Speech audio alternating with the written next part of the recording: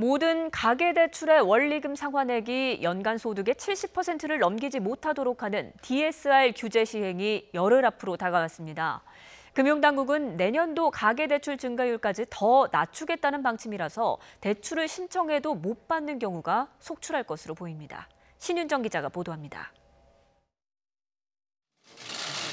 금융당국이 내년도 전체 금융권 가계대출 증가율을 6.5% 안팎으로 관리한다는 방침을 세웠습니다.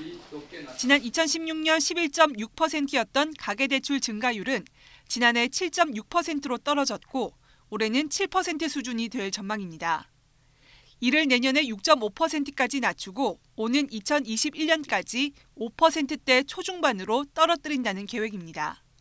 명목 GDP 성장률에 근접하도록 관리해 나갈 계획으로 DSR 관리지표 도입이 주택시장 안정대책 등 여타 정책 수단과 함께 이러한 정책 목표 달성에 기여할 것으로 기대합니다. 정부가 본격적으로 가계부채 총량 관리에 들어서면 대출받기는 더욱 어려워질 전망입니다.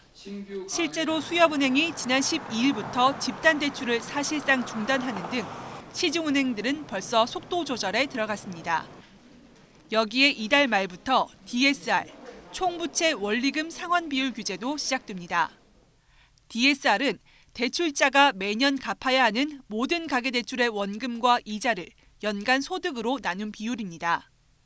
기존의 총부채 상환 비율 DTI 규제는 신용대출 등 기타 대출의 경우 이자 상환액만 포함해 상대적으로 더 느슨했다고 볼 수 있습니다.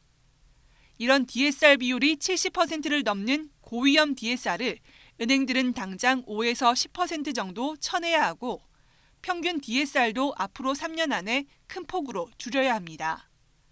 주택담보대출 말고 다른 빚이 있는 다중채무자들의 대출 한도가 줄어들고 청년층이나 은퇴생활자 등의 대출도 위축될 수밖에 없습니다. 현재 소득이 적은 저소득층이라던가 청년층 또는 소득 증빙이 상대적으로 어려운 자영업자 또는 은퇴한 노년층 같은 경우에 앞으로 대출을 받기가 어려워지거나 또는 대출 가능 금액이 줄어들 가능성이 높은 것으로.